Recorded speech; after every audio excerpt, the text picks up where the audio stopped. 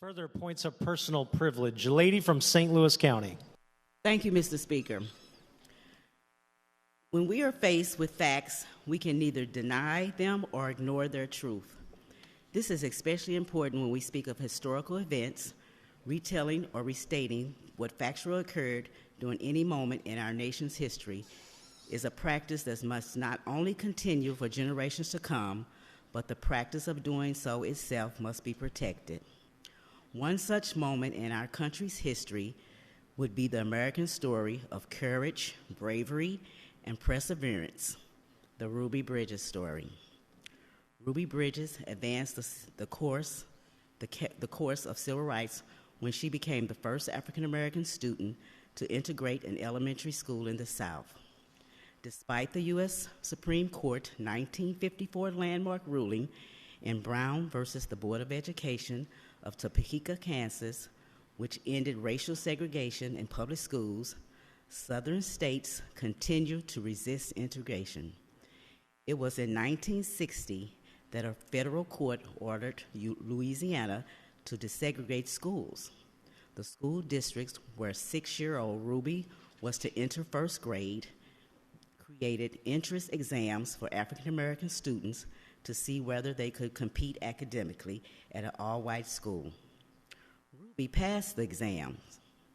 Located just a few blocks from her home was the all-white William Frantz Elementary School.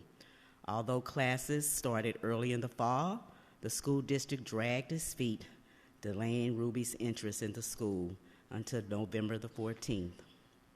The first day, Ruby and her mother were escorted by 4 federal marshals to the school, not knowing this would be the case every day for the rest of the school year.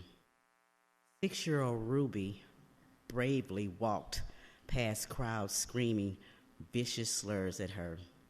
She spent her first day in the principal's office due to the echoes created as angry white parents pulled their children from the school.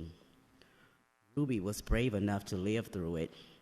Shouldn't we all be brave enough to read about it, to hear about it, and to talk about it? The only teachers willing to accept Ruby as a student in her class was Barbara Henry, a white native of Boston. All school year, Ruby was a class of one.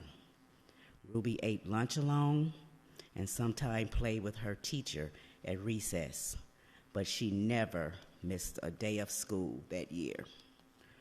Ruby was brave enough to live through it. Shouldn't we all be brave enough to read about it, to hear about it, and to talk about it? The Bridges family suffered for their courage. Her father lost his job, and grocery stores refused to sell to Mother Lucille. Her sharecropping grandparents were evicted from the farm that they had lived for a quarter of a century. Ruby was brave enough to live through it. She wouldn't be brave enough to read about it, and we should be brave enough to talk about it. In 1964, famed artist Norman Rockwell celebrated Ruby's courage with a painting of that first day entitled, "The Problems We All Live With." We refer to our country as the home of the brave. The bravery of Ruby Bridges and many others is why we can proudly sing those words in our national anthem.